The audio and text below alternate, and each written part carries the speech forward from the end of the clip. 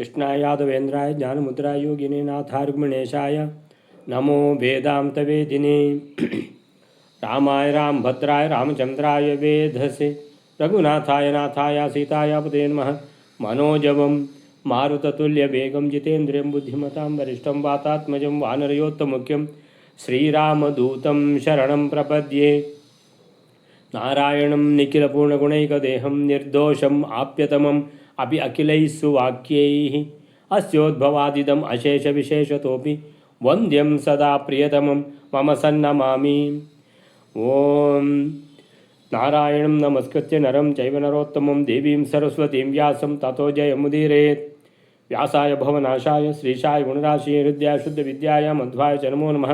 तपस्वाध्याय शुश्रूषा कृष्णपूजारतं मुनिं विश्वेशमिषदं वन्दे परिव्राट् चक्रवर्तिनम्। ಓಂ ಓಂ ಅಥಾತೋ ಬ್ರಹ್ಮಜಿಜ್ಞಾಸ ಓಂ ಶ್ರೀ ಗುರುಭ್ಯೋ ನಮಃ ಹರಿ ಓಂ.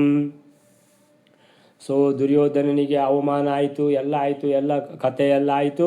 ಅಂತೂ ದುರ್ಯೋಧನನಿಗೆ ಮುಖ್ಯವಾಗಿ ಏನಂತ ಹೇಳಿದ್ರೆ ಆ ಪಾಂಡವರ ಸಂಪತ್ತನ್ನು ನೋಡಿ ಸಹಿಸ್ಲಿಕ್ಕಾಗಲಿಲ್ಲ ಅನ್ನುವಂಥದ್ದು ಬಹಳ ಮುಖ್ಯ. ಆ ಸಂಪತ್ತು ತನ್ನದಾಗಬೇಕಂತೇಳಿದರೆ ತಾನು ಸಂಪಾದಿಸಬೇಕಂತೇನಿಲ್ಲ, ಇನ್ನೊಬ್ಬರ ತಲೆ ಒಡೆದು ಅದನ್ನು ನಾವು ತಗೊಳ್ಳೋದು ಅಂತ, ಈ ಥರದ್ದು. ಸೊ ಹೀಗೆ ಪಾಂಡವರನ್ನು ಏನು ಮಾಡಬೇಕು, ಅವರನ್ನು ಸೋಲಿಸಿ ಪಗಡೆ ಆಟದಲ್ಲಿ ಮೋಸದಿಂದ ಹೇಗಾದರೂ ಸೋಲಿಸೋದು ಅಂತೇಳಿದರೆ ಕ್ಷತ್ರಿಯನಿಗೆ ಶಸ್ತ್ರದಿಂದ ಅನುಸರಿಸಿ ಜೀವನ. ಇಲ್ಲಿ ಪಗಡೆ ಆಟನೇ ಯಾವುದು ಶಸ್ತ್ರ. ನಾನು ಕ್ಷತ್ರಿಯ, ಅವರು ನನ್ನ ಶತ್ರುಗಳು ಪಾಂಡವರು, ಅವರನ್ನು ನಾನು ಈ ಶಸ್ತ್ರದ ಮುಖಾಂತರ ಅವರನ್ನು ಓಡಿಸ್ತೇನೆ, ಅವರನ್ನು ನಿರ್ಗತಿಕರನ್ನಾಗಿ ಮಾಡ್ತೇನೆ ಅಂತ ಹೇಳಿದಾಗ ಮೊದಲು ಧೃತರಾಷ್ಟ್ರ ಅವನಿಗೆ ಬುದ್ಧಿ ಹೇಳಿದ. ಆದರೆ ಇವನು ಧೃತರಾಷ್ಟ್ರನಿಗೆ ಏನು ಮನ ಒಪ್ಪುವ ಥರ ಮೊದಲು ಬ್ಲ್ಯಾಕ್ ಮೇಲ್ ಮಾಡಿದ. ನಾನು ಸತ್ತೇ ಹೋಗ್ತೇನೆ, ನಾನು ಬದುಕುವುದೇ ಇಲ್ಲ, ನೀನು ಪಾಂಡವರ ಜೊತೆಗೆ ನೀನು ಆರಾಮಾಗಿ ಇರೋ ಅಂತ ಹೇಳ್ಕೊಂಡು. ಇಲ್ಲ, ನಾನು ಬದುಕಬೇಕಂತಿದ್ದರೆ ಅವರನ್ನು ಕರೆಸಬೇಕು, ನೀನು ಕರೆಸು ಈಗ ಕೂಡಲೇ ಅಂತ. ಆದರೆ ಧೃತರಾಷ್ಟ್ರ ಮತ್ತೆ ಆಗೋದಿಲ್ಲ ಅಂತೇಳಿ ನಾವು ಒಪ್ಪಿದ. ಅದಕ್ಕೆ ಹೇಳ್ತಾರೆ ಆಚಾರ್ಯರು, ಅವನು ಒಪ್ಪಲಿಕ್ಕೆ ಏನು ಕಾರಣ ಅಂತೇಳಿದರೆ, ಒಂದು ಮಗ ಅಂತೇಳಿ ಆ ಅತಿಯಾದ ವ್ಯಾಮೋಹ, ತನ್ನ ಮಗ ನನ್ನ ಮಗ ಅಂತ ಒಂದು. ಎರಡನೇದ್ದು, ಅವನ ಒಳಗೊಂದು ಕಲಿ ಇದೆ. ಅದು ಯಾವಾಗ ಪ್ರವೇಶ ಮಾಡಿದೆ, ಈ ಕಲಿ ಇದ್ದಾನಲ್ಲ ಪುತ್ರ, ಅವನು ಹುಟ್ಟುವ ಮೊದಲು ಆವಾಗಲೇ ಆ ಕಲಿಯ ಪ್ರವೇಶ ಯಾವಾಗ ಆಗಿದೋ ಅದು ಅಲ್ಲಿಂದ ಹೋಗಲೇ ಇಲ್ಲ.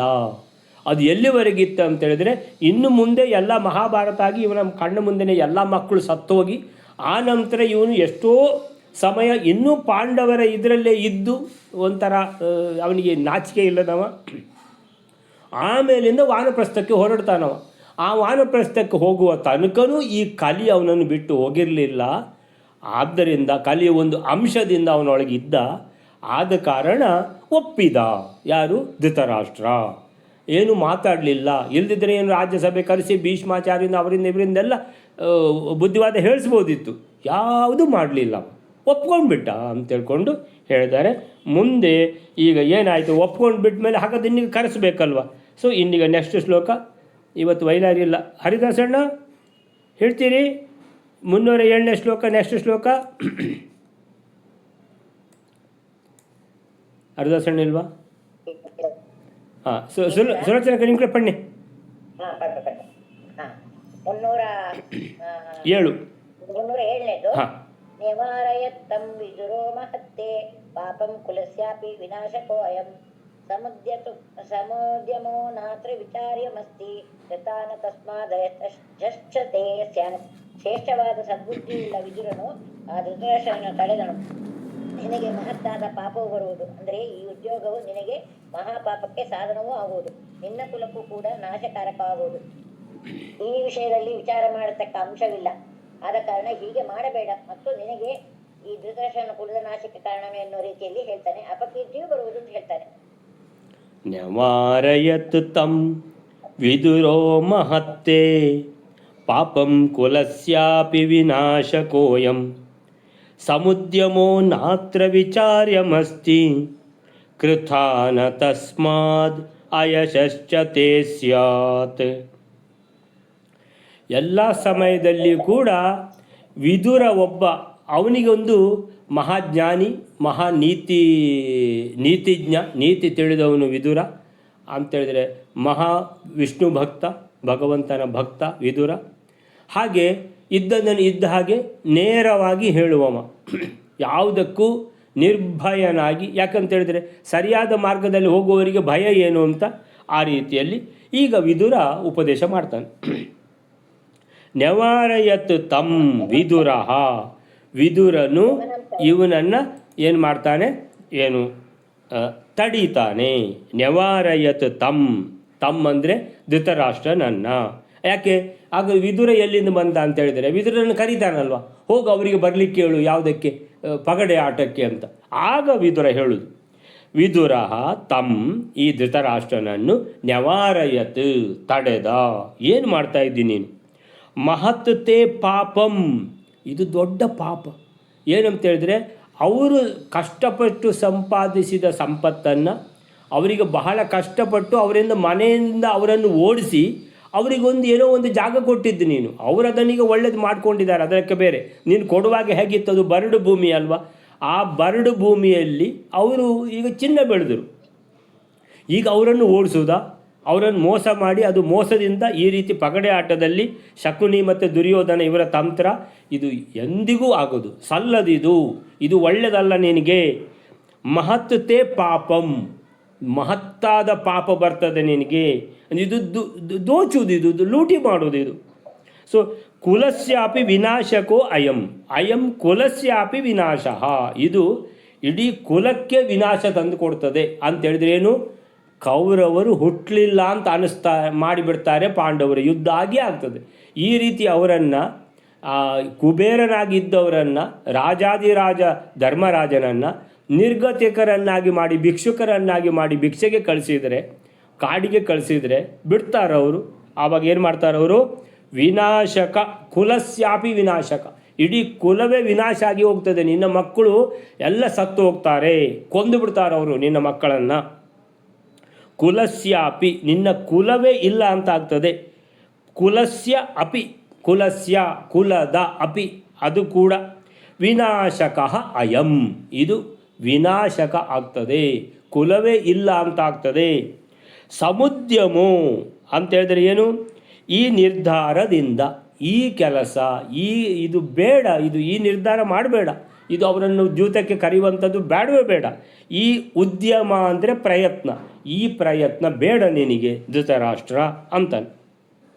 ಇದು ಎಂಥ ಪ್ರಯತ್ನ, ಇದು ಕುಕೃತ್ಯ, ಇದು ಕೆಟ್ಟ ಧೈರ್ಯ, ಇದು ಕೆಟ್ಟ ಕೆಲಸ, ಇದಕ್ಕೆ ಕೈ ಹಾಕಬೇಡ ಅಂತ. ನಾತ್ರ ವಿಚಾರ್ಯಮಸ್ತಿ, ನಾ ಅತ್ರ ವಿಚಾರ್ಯಮಸ್ತಿ, ಇದರಲ್ಲಿ ಯೋಚನೆ ಮಾಡಲಿಕ್ಕೂ ಇಲ್ಲ. ಇದು ಮಹಾ ಅಪರಾಧ, ಇದು ಮಹಾ ಪಾಪ, ನಿನ್ನ ಕುಲ ಎಲ್ಲ ನಾಶ ಆಗಿ ಹೋಗ್ತದೆ, ನಿನ್ನ ಮಕ್ಕಳು ನಾಶ ಆಗಿ ಹೋಗ್ತಾರೆ. ಆದ್ದರಿಂದ ಇದರಲ್ಲಿ ಸ್ವಲ್ಪ ವಿಚಾರ ಮಾಡುವ, ಇಲ್ಲ ತೊಂದರೆ ಏನಿಲ್ಲ, ಇಲ್ಲ ಇದರಲ್ಲಿ ವಿಚಾರ ಮಾಡುವಂಥದ್ದು ಏನಿಲ್ಲ.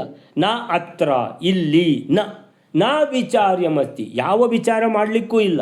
ಏನಂತೇಳಿದರೆ ಈ ನಿರ್ಧಾರ ಬಿಟ್ಟುಬಿಡು, ಅವರನ್ನು ಪಗಡೆ ಆಟಕ್ಕೆ ಕರೆಯುವಂಥ ನಿರ್ಧಾರ ಏನು ಮಾಡಿದ್ದೀನಿ ನೀನು, ಇದನ್ನು ಕೈಬಿಡು, ಇದು ನಿನ್ನ ಖಂಡಿತ ಇದು ನಿನಗೆ ಒಳ್ಳೆಯದಾಗೋದಿಲ್ಲ. ನಾಕೃತ ಅಂದರೆ ಮಾಡಬೇಡ, ನಾಕೃತ ತಸ್ಮಾತ್ ಆಯಶಶ್ಚ ತೇ ಸ್ಯಾತ್, ತಸ್ಮಾತ್ ಇಷ್ಟೆಲ್ಲ ಹೇಳಿದ ಕಾರಣ ನಾಕೃತ ಮಾಡಬೇಡ ನೀನು. ತಸ್ಮಾತ್ ಆಯಶಶ್ಚ, ಆಯಶ, ಯಶ ಅಂದರೆ ಕೀರ್ತಿ, ಆಯಶ ಅಂದರೆ ಅಪಕೀರ್ತಿ, ಆಯಶ. ಸೊ ಕೀರ್ತಿ ಅಲ್ಲ ಇದು ಅಪಕೀರ್ತಿ. ಆಯಶಶ್ಚ ತೇ ಸ್ಯಾತ್, ತೇ ಅಂದರೆ ನಿನಗೆ ಧೃತರಾಷ್ಟ್ರ ಅಂತ ಒಬ್ಬ ಇದ್ದಂತೆ ರಾಜ, ಕುರುಡ ರಾಜ, ಅವನದು ಬುದ್ಧಿಯೂ ಕುರುಡು, ಅವನ ಮನಸ್ಸು ಕುರುಡು, ಅವನ ಹೃದಯವೂ ಕುರುಡು ಎಲ್ಲ ಹೇಳ್ತಾರೆ. ಯಾಕಂತೇಳಿದರೆ ತಮ್ಮನ ಮಕ್ಕಳನ್ನು ಏನು ಮಾಡಿದ, ಈ ರೀತಿ ನಿರ್ಗತಿಕರನ್ನಾಗಿ ಮಾಡಿ ಕಳಿಸಿದ, ಏನು ಹೇಳುವುದಿಲ್ವ ನಿನ್ನ ಬಗ್ಗೆ, ಹೇಳ್ತಾರೆ. ಅಂದರೆ ಅವನು ಕುರುಡ, ಅವನ ಮಗನೂ ಕುರುಡ, ಅವನಿಗೂ ಕಣ್ಣು ಕಾಣುವುದಿಲ್ಲ, ಕಣ್ಣಿದ್ರೂ ಕಾಣುವುದಿಲ್ಲ. ಇಂಥ ಆ ರೀತಿ ನಿನಗೂ ನಿನ್ನ ಮಗನಿಗೂ ಎಲ್ಲರಿಗೂ ಏನು ಬರ್ತದೆ, ಮಹಾ ಅಪಯಶ ಬರ್ತದೆ, ಆಯಶ ಅಪಕೀರ್ತಿ ಬರ್ತದೆ. ತೇ ಸ್ಯಾತ್ ಖಂಡಿತ ಬರ್ತದೆ.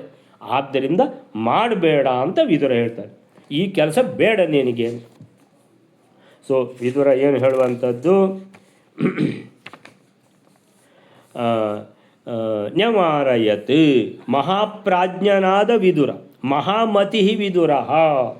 ಮಹತ್ತೇ ಪಾಪಂ ಅಂತ ಇಲ್ಲಿ ಇದೊಂದಿದೆ, ಯಾವುದು ಮಹಾಮತಿಂ ಅಂತ ಒಂದಿದೆ, ಮಹತ್ತೇ ಅಂತಿದೆ. ಸೊ ಮಹತ್ತೇ ಪಾಪಂ ಅಂದರೆ ಇದು ದೊಡ್ಡ ಪಾಪ ಅಂತ, ಅಥವಾ ಮಹತ್ತೇ ಜಾಗದಲ್ಲಿ ಮಹಾಮತಿ ಅಂತೇಳಿದ್ರೆ ಮಹಾಪ್ರಾಜ್ಞನಾದ, ನೀತಿಜ್ಞನಾದ, ಸರಳವಾಗಿ ನೇರವಾಗಿ ಮಾತನಾಡುವಂಥ, ನಿರ್ಭಯನಾಗಿ ಮಾತನಾಡುವಂಥ ವಿದುರ ಹೇಳಿದ, ಸರ್ವಥಾ ತಪ್ಪು ಮಾಡಬೇಡ, ತಡೆದ ಧೃತರಾಷ್ಟ್ರನನ್ನು.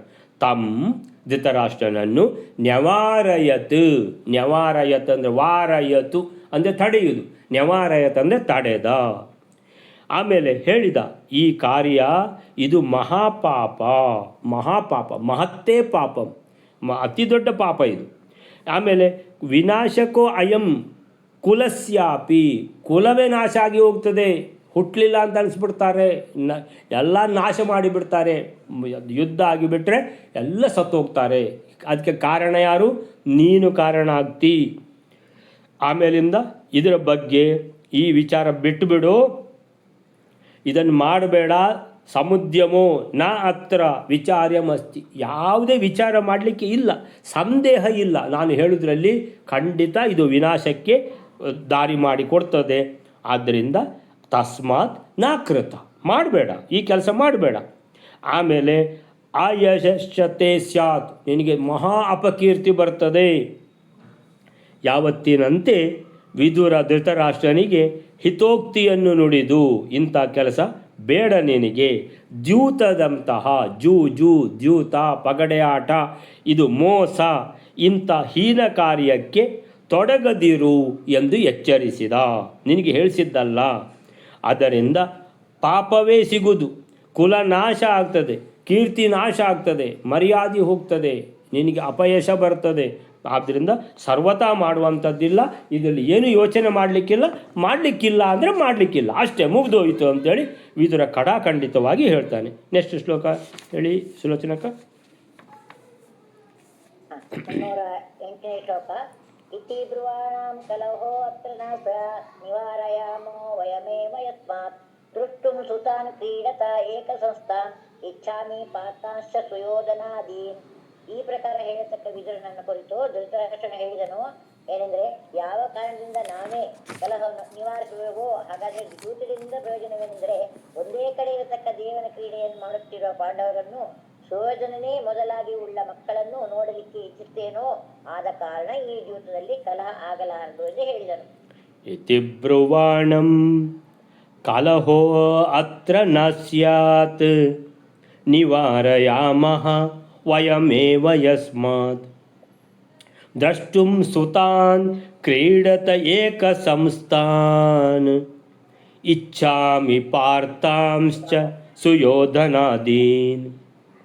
ಧೃತರಾಷ್ಟ್ರ ತನ್ನ ಮಗ ಅನ್ನುವಂಥ ಪ್ರೀತಿ, ಆಮೇಲಿಂದ ಅವನಲ್ಲಿ ಕಲಿಯ ಆವೇಶ ಆಗಿದೆ ಅಂತ ಮೊದಲೇ ಹೇಳಿಬಿಟ್ಟಿದ್ದಾರಲ್ಲ, ಗೊತ್ತಿದೆ ನಮಗೆ. ಅಂದರೆ ವಿದುರ ಆಗುವುದೇ ಇಲ್ಲ ಅಂತ ಹೇಳಿದರೂ ಇವನು ಒಪ್ಕೊಂಡ ಇಲ್ಲ.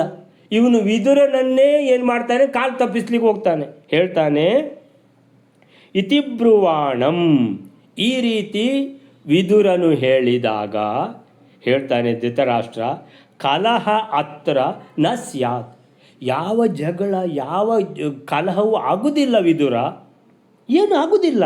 ಕಲಹ ಅತ್ರ ನ ಸ್ಯಾತ್, ಅತ್ರ ನ ಕಲಹ, ಯಾವ ಕಲಹ ಆಗುವುದಿಲ್ಲ. ನಿವಾರಯಾಮಃ, ಒಂದು ವೇಳೆ ಏನಾಯಿತು ಗಲಾಟೆ ಆಯಿತು ಅಂತ ಇಟ್ಕೋ, ನಾವೆಲ್ಲ ಯಾಕೆ ಇರುವುದು, ನಿವಾರಯಾಮಃ, ತಪ್ಪಿಸುವ ಗಲಾಟೆಯನ್ನು. ವಯಮೇವ, ವಯಂ ಅಂತೇಳಿದ್ರೆ ಏವ ಯಸ್ಮಾತ್, ನಾವು ನಮಗೆ ಏನು, ನನಗೆ ಕಾಣುವುದಿಲ್ಲ ಅಂದರೆ ನಿಮಗೆ ಕಾಣ್ತದಲ್ಲ, ಬಾಕಿದವರಿಗೆಲ್ಲ ಕಾಣ್ತದಲ್ಲ, ಗಲಾಟೆ ಆಗ್ತದ್ದು ಶಬ್ದ ಕೇಳ್ತದಲ್ಲ, ನಾವು ತಪ್ಪಿಸುವ. ಯಾರಿಗೆ ಗಲಾಟೆ? ಪಾಂಡವರಿಗೆ ಕೌರವರಿಗೆ ಅಲ್ವಾ, ನಾವು ತಪ್ಪಿಸುವ, ನಾವ್ಯಾಕೆ ಇರುವುದು ಮತ್ತೆ. ವಯಂ ನಿವಾರಯಾಮಃ, ಗಲಾಟೆಯನ್ನು ತಪ್ಪಿಸುವ. ದ್ರಷ್ಟುಂ ಸುತ, ನಾನು ಯಾಕೆ ಕರೆಯುವುದು ವಿದುರ ಗೊತ್ತಿದೆಯಾ? ಈಗ ಪಗಡೆ ಆಟಕ್ಕೆ ಯಾಕೆ ಕರೆಯುವುದು ಅಂತ ಹೇಳಿದರೆ, ದ್ರಷ್ಟುಂ, ನನಗೆ ನೋಡಬೇಕಪ್ಪ. ಏನದು, ಏನು ನೋಡಬೇಕು? ಸುತಾನ್ ಅಂದರೆ ಮಕ್ಕಳು, ಅಂದರೆ ಪಾಂಡುವಿನ ಮಕ್ಕಳು ಅಂದರೆ ನನ್ನ ಮಕ್ಕಳೇ ತಾನೇ. ಸೊ ನನ್ನ ಮಕ್ಕಳು, ಪಾಂಡುವಿನ ಮಕ್ಕಳು, ಸುತಾನ್ ಕ್ರೀಡತ ಏಕಸಂಸ್ಥಾನ್. ಏಕಸಂಸ್ಥಾನ ಅಂದರೆ ಒಂದೇ ದಿಕ್ಕಿನಲ್ಲಿ ಒಟ್ಟಿಗೆ ಕ್ರೀಡತ ಆಟ ಆಡುವುದು ಅಂತೇಳಿದರೆ, ನಾನು ಅವರನ್ನು ಪಾಂಡವರು ಕೌರವರನ್ನು ಆಟ ಆಡುವುದನ್ನು ನೋಡಲೇ ಇಲ್ಲ. ಈಗ ಒಂದು ಆಟ ಆಡಿಸುವ. ಪಗಡೆ ಆಟ ಅಂದರೆ ಏನಿದು? ಆಟ ಅಂದರೆ ಗೊತ್ತಿದೆ ಅವನಿಗೆ, ಧೃತರಾಷ್ಟ್ರನಿಗೆ, ಅವರನ್ನು ಬಗ್ಗು ಬಡಿದು ಮೋಸ ಮಾಡಿ ಅವರನ್ನು ಓಡಿಸುವಂಥ ತಂತ್ರ ಅಂತ ಹೇಗೆ ಹೇಳ್ತಾನೆ ನೋಡಿ ವಿದುರನಿಗೆ. ಸ್ಪಷ್ಟವಾಗಿ ಅದಕ್ಕೆ ಮಧ್ವಾಚಾರ್ಯರು ಮೊದಲೇ ಹೇಳಿಬಿಟ್ರು, ಅವನಲ್ಲಿ ಕಲಿ ಆವೇಶ ಆಗಿದೆ, ಈಗ ಅವನ ಹತ್ರ ಉಪಯೋಗ ಇಲ್ಲ. ಒಂಚೂರು ಅದು ಏನೋ ಒಂದು ಮೊದಲೊಂಚೂರು ಧರ್ಮ ಪ್ರಜ್ಞೆ ಇತ್ತು, ಅದನ್ನು ಅವ ತೆಗೆದುಬಿಟ್ಟ. ಹೇಗೆ ತೆಗೆದವ? ನಾನು ಸತ್ತೇ ಹೋಗ್ತೇನೆ, ನೀನು ಪಾಂಡವರ ಮಕ್ಕಳೊಟ್ಟಿಗೆ ಆರಾಮಾಗಿರು ಅಂತ ಹೇಳಿದ ಕೂಡಲೇ ಇವನು ನನ್ನ ಮಗ ಅಂತೇಳಿ ಕರಗಿಬಿಟ್ಟ ಇವ. ಈಗ ಕರಗಿ ಹೋಗಿದ್ದಾನೆ, ಇವನಿಗೆ ಏನು ಮಾಡಿದರೂ ಉಪಯೋಗ ಇಲ್ಲ. ಹೇಗೆ ಧೃತರಾಷ್ಟ್ರ ತಿಳ್ಕೊಂಡಿದ್ನೋ ಇದು ಏನು ಚೇಂಜ್ ಆಗೋದಿಲ್ಲ ಅಂತ ಹೇಳ್ಕೊಂಡು ದುರ್ಯೋಧನ ಬಗ್ಗೆ, ಈಗ ವಿದುರ ಕೂಡ ಧೃತರಾಷ್ಟ್ರನ ಬಗ್ಗೆ ಹಾಗೆ ತಿಳ್ಕೊಳ್ಳುವಾಗಾಯಿತು. ಇದು ಬದಲಾಗುವುದಿಲ್ಲ, ನನ್ನ ಮಗ ಅಂತ ಹೇಳ್ಕೊಂಡೇ ಕೂತಿರ್ತಾನೆ ಈ ಕುರುಡ ರಾಜ. ದ್ರಷ್ಟುಂ ಸುತಾನ್ ಹೇಳ್ತಾನೆ ವಿದುರ, ನನಗೆ ಮಕ್ಕಳು ಸುತಾನ್ ಅಂದರೆ ಸುತಾನ್ ಅಂತ ಹೇಳಿದ್ರೆ ಮಕ್ಕಳು. ಸೊ ಮಕ್ಕಳು ಮಗಂದಿರು ಅಂದರೆ ಅವರ ಪಾಂಡವರ ಮಗಂದಿರು ಅಂದರೆ ತನ್ನ ಮಕ್ಕಳೇ ತಾನೆ.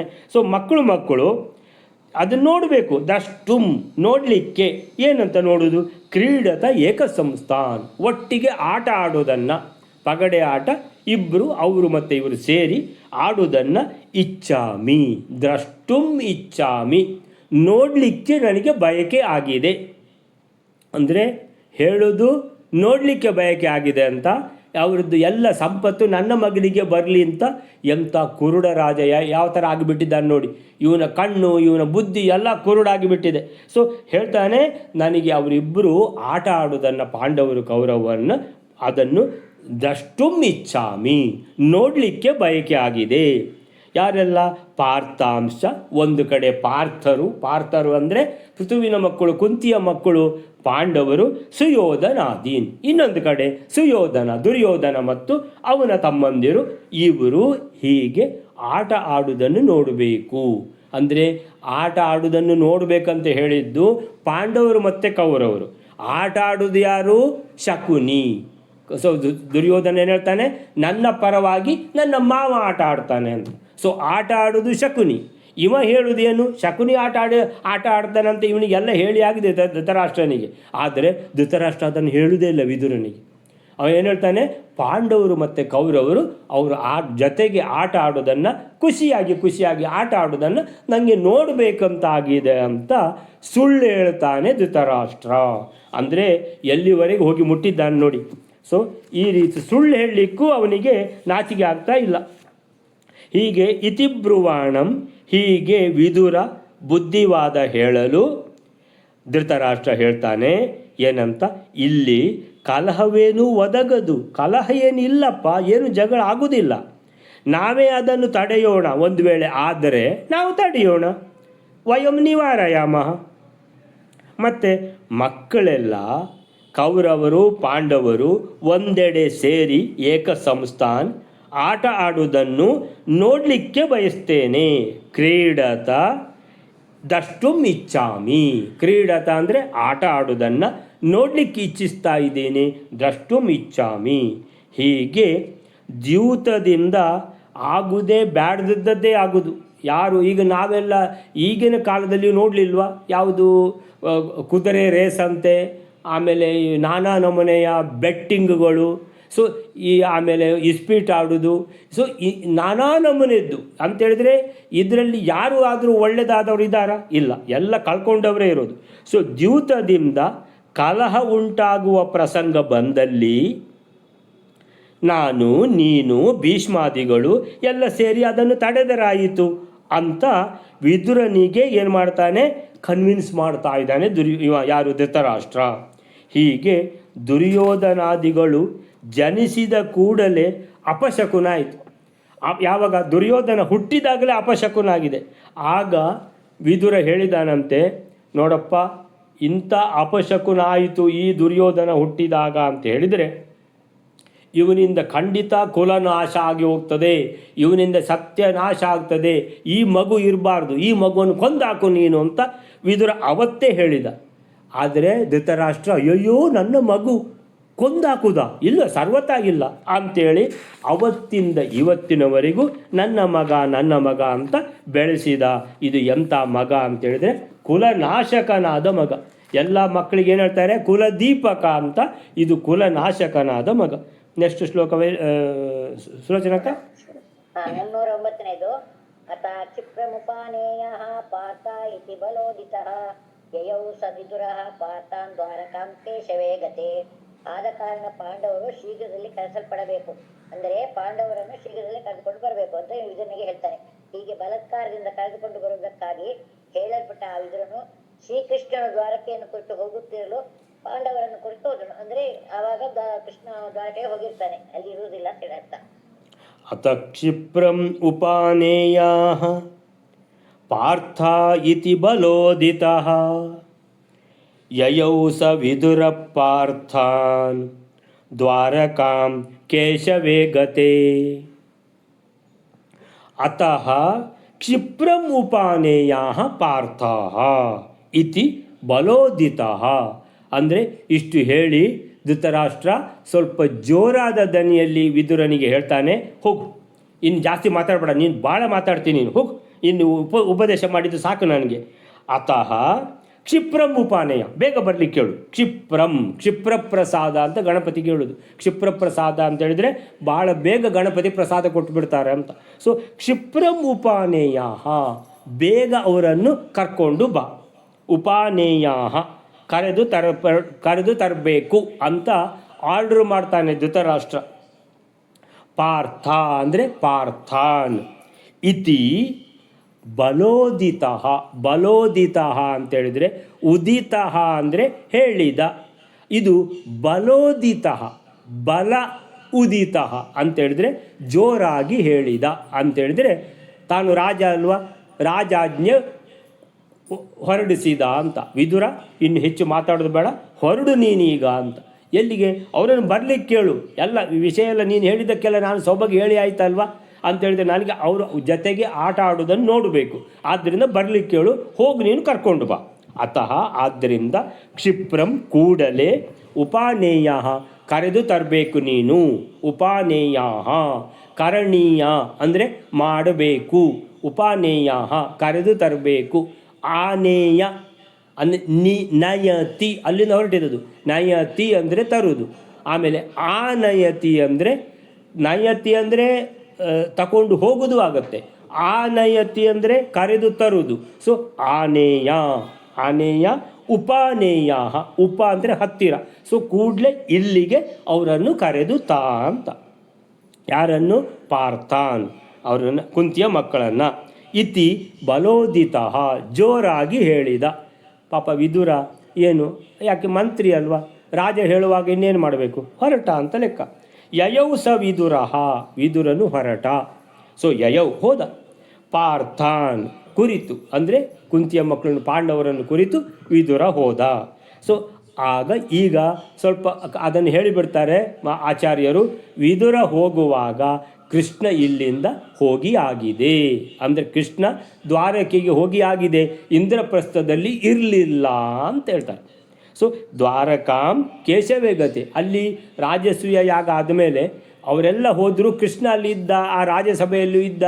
ದುರ್ಯೋಧನನಿಗೆ ಅವಮಾನ ಆಗುವಾಗ ಕೃಷ್ಣನೇ ಸನ್ನೆ ಮಾಡಿ ಭೀಮ ಮತ್ತು ದ್ರೌಪದಿಯವರೆಲ್ಲ ಜೋರಾಗಿ ನಕ್ಕಿದ್ದು, ಆವಾಗ ಕೃಷ್ಣ ಅಲ್ಲಿ ಇದ್ದ. ಸೊ ಆಮೇಲಿಂದು ಕೃಷ್ಣ ಇದ್ದ. ಅಂದರೆ ದುರ್ಯೋಧನ ಮತ್ತು ಶಕುನಿ ವಾಪಸ್ ಬರುವಾಗಲೇ ಈ ಒಳಸಂಚಿನ ಎಲ್ಲ ಯೋಜನೆ ಮಾಡಿಕೊಂಡು ಬಂದದ್ದು.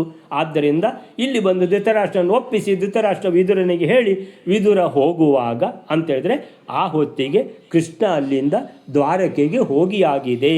ಇಲ್ಲದಿದ್ದರೆ ನಮ್ಮ ಮನಸ್ಸಿನಲ್ಲಿ ಬರುತ್ತಲ್ವ ಏನಂತೇಳಿದರೆ, ಕೃಷ್ಣ ಇದ್ದಾಗ ಕೃಷ್ಣ ಅವರಿಗೆಲ್ಲ ಹೇಳಲಿಲ್ವಾ, ಪಗಡೆ ಆಟ ಆಡಬೇಡಿ, ಅದು ಒಳ್ಳೆಯದಲ್ಲ, ನೀವು ಹೋಗಬಾರ್ದು ಅಂತ ಕೃಷ್ಣ ಹೇಳ್ತಿದ್ದಲ್ವ. ಯಾಕಂದರೆ ಅವರ ಹಿತೈಷಿ ಅಲ್ವಾ ಪಾಂಡವರದ್ದು. ಸೊ ಹಾಗಾದರೆ ಅವನು ಬೋಧನೆ ಮಾಡಲಿಲ್ವಾ ಅಂತ ಸಂದೇಹ ಬರ್ತದೆ. ಅದಕ್ಕೆ ಮೊದಲೇ ಆಚಾರ್ಯರು ಹೇಳಿದರು, ವಿದುರ ಅಲ್ಲಿಗೆ ಹೋಗಿ ತಲುಪುವಾಗ ಕೃಷ್ಣ ದ್ವಾರಕೆಗೆ ಹೋಗಿ ಆಗಿದೆ ಅಂತ. ಈ 309ನೇ ಶ್ಲೋಕಕ್ಕೆ ಏನು ಹೇಳ್ತಾರೆ ಅಂತೇಳಿದರೆ, ಅತಃ ಕ್ಷಿಪ್ರಂ ಉಪಾನೇಯ, ಆದ್ದರಿಂದ ಕ್ಷಿಪ್ರಂ ಬೇಗನೆ ಪಾಂಡವರನ್ನು ಕರೆದು ಪಾರ್ಥ ಉಪಾನೇಯ, ಅವರಿಲ್ಲಿಗೆ ಬರಬೇಕು ಅಂತ ಆರ್ಡ್ರ್, ಅವರಿಲ್ಲಿಗೆ ಬರಬೇಕು, ನೀನು ಅವರನ್ನು ಕರೆದು ತರಬೇಕು ಅಂತ ಧೃತರಾಷ್ಟ್ರ ಬಲೋದಿತ, ಸ್ವಲ್ಪ ಜೋರಾಗಿಯೇ ಬಲಪ್ರಯೋಗ ಅಂತೇಳಿದರೆ ಸ್ವಲ್ಪ ಜೋರಾದ ಧ್ವನಿಯಿಂದ ಆಜ್ಞೆ ಮಾಡ್ತಾನೆ, ರಾಜಾಜ್ಞೆ. ಆವಾಗ ವಿದುರ ಪಾಂಡವರ ಬಳಿಗೆ ತೆರಳಿದ. ಸ ವಿದುರ ಪಾರ್ಥಾನ್ಯಯೌ, ಆಗ ಏನಾಗಿದೆ ಅಂತ ಕೇಳಿದರೆ ದ್ವಾರಕಾಂ ಕೇಶವೇ ಗತೆ, ದ್ವಾರಕವನ್ನು ಕುರಿತು ಕೇಶವ ಹೋಗಿದ್ದ. ಆ ಸಮಯದಲ್ಲಿ ಅಲ್ಲಿ ಕೃಷ್ಣ ಇರಲಿಲ್ಲ. ಸೊ ಇವನು ವಿದುರ ಹೋಗಿ ಯಾವಾಗ ಪಾಂಡವರಿಗೆ ಹೇಳ್ತಾನೋ, ನಿಮ್ಮ ದೊಡ್ಡಪ್ಪ ಕರಿತಾನೆ, ಅಲ್ಲಿ ಯಾವುದಕ್ಕೆ ಪಗಡೆ ಆಟ ಆಡಬೇಕಂತೆ, ಅವನ ಎದುರುಗಡೆ ನೀವು ಅಂತ ಹೇಳ್ಕೊಂಡು ಹೇಳುವಾಗ ಅಲ್ಲಿ ಕೃಷ್ಣ ಇರಲಿಲ್ಲ. ವಿದುರ ಹಾಗೆ ಇಂದ್ರಪ್ರಸ್ಥಕ್ಕೆ ತೆರಳುವ ವೇಳೆಗೆ ಕೃಷ್ಣ ಅಲ್ಲಿಂದ ದ್ವಾರಕೆಗೆ ತೆರಳಿದ್ದ ಎಂದು ಅರ್ಥ. ಹಾಗಾದರೆ ಕೃಷ್ಣ ಅಲ್ಲಿ ಇರಲಿಲ್ವಾ?